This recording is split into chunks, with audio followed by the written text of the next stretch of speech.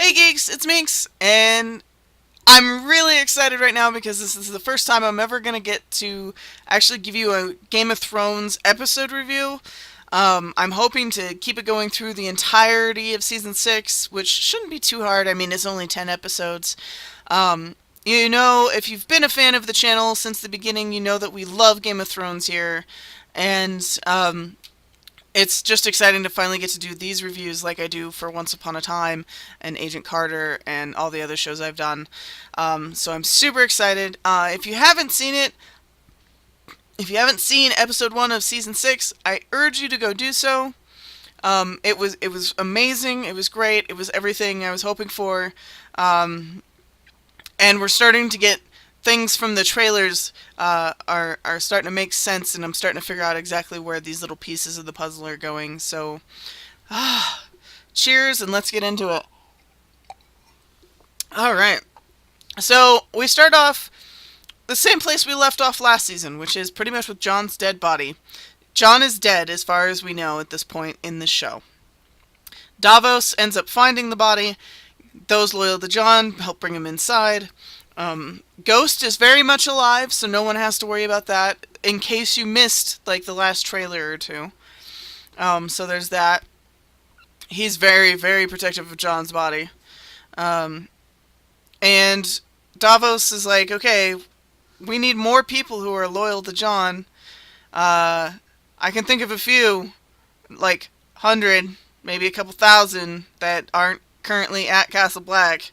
And so Ed leaves to try and convince the wildlings to come help them. In the meantime, Thorne, the butt nugget, ends up telling the rest of the watch what he's done and why. And it seems like half of them aren't really on board with that. I mean, they kind of accept it at the moment because what else can they do? It's already been done. But at the same time, it's like, okay, now we can't trust your ass. But I will give them props for coming out and doing that at least, letting them know what had been done and why. Like, giving that reason was kind of interesting. Next, we got Jaime coming back to the King's Landing with Myrcella's body. Which leads me into one question, and I feel like they really screwed up a little bit. And I'm not saying based on the books, because I'm not that caught up on the books. I'm not as well versed on the books. Because we already know this stuff's different. But where the hell is Trystane? Because this is important for my first WTF moment. Because I have 3 absolute WTF moments. This leads me into the first one. According to when they were still in Dorne, Doran specifically says Trystane will accompany you back to King's Landing because it is important that their betrothal be kept solid, So Trystane is with them on the boat. Why the hell isn't he bringing him into King's Landing with the body? Why the hell is he still on a boat somewhere? And how the hell did the Sand Snakes end up on that boat? Because my first WTF moment is the death of the Martells. The Martell family is now gone, as far as we know, on the show, because they never introduced his eldest daughter, they never introduced Quentin, his elder son. Like, they never introduced these people. So as far as we know, the Martells are now dead. Along with one of the best fighters in the entire world, Arya Hoda. Like, what the shit? What the shit? So Doran ends up bleeding out, like, quite profusely. Trystane, okay, I have to say this is totally my line of the episode, is when he chooses the sand snake that controls the whip, and then the other one stabs him through the head like a fucking unicorn, and she's like, "You're a greedy bitch." That made me laugh in spite of myself. I gotta admit, it made me laugh in spite of myself. But yeah, so we've seen the death of the entire Martell line. That can actually say they're Martells, not that they're Sands. So it's just like, geez, that's some insane stuff. Um, we end up seeing Sansa and Theon on the run, so obviously they didn't break their backs or their legs when they, jumped over the side of Winterfell. They're getting chased down by Bolton guards, and then, of course, get saved by Brienne and Pod. Um, One of the things I'd like to say about that is you kind of can guess that from the trailers. If you watch the trailers close enough, you can actually tell that they were probably rescued by Brienne and Pod. Brienne then, lays her sword down at Sansa's feet and pretty much swears her fealty to her, pledges her sword, and Sansa accepts it in a very old school lord way. So I think this is the tipping point. This is the beginning of her coming into her own, which is kind of nice. Arya begins what I like to call her daredevil training, with her being blind now from wearing a face that she wasn't supposed to. She's out, begging for money and begging for change, and the waif comes and pretty much attacks her with some sticks, and she's got to learn to pretty much defend herself and attack without being able to see. AKA, she's got to learn to develop her other senses, and rely on them more than just her eyes, because that'll eventually make her a better assassin. And it actually makes sense if you think about it.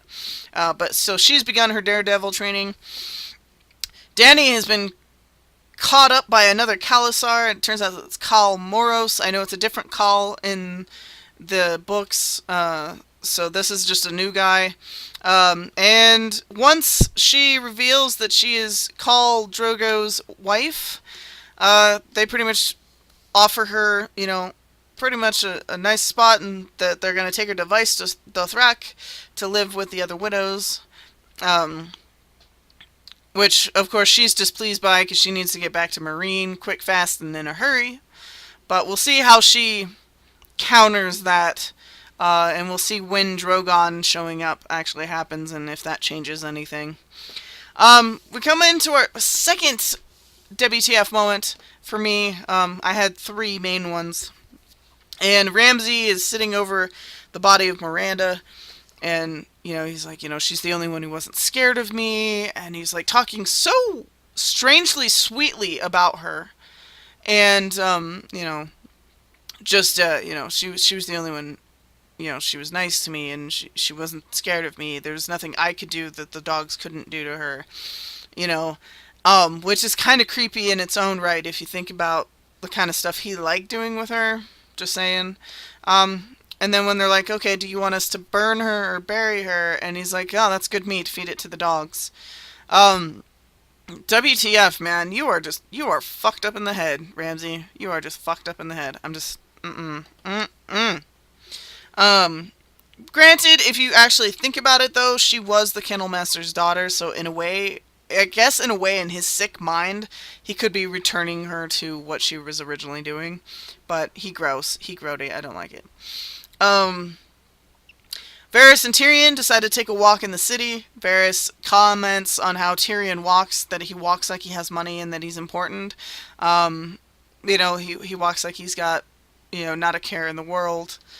And then we learn that Tyrion, though he can speak Valyrian, he doesn't speak it very well, and makes for probably one of the greatest misunderstandings in the world. He's trying to give this lady money so she can go feed her kid, and it sounds like he's trying to give her money so he can eat her kid, but Varys thankfully saves him from that moment. We go back up to the north, and Davos had been talking to the brothers about, we can also ask the Red Woman, because you don't know the things I've seen her do. And we see Melisandre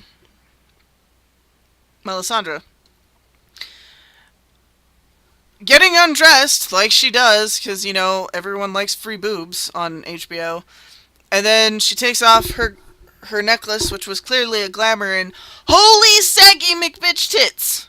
Okay, she turns into this old hag that I'm just like sitting there going, oh my god, it's like a train wreck. I can't look away, but I really want to.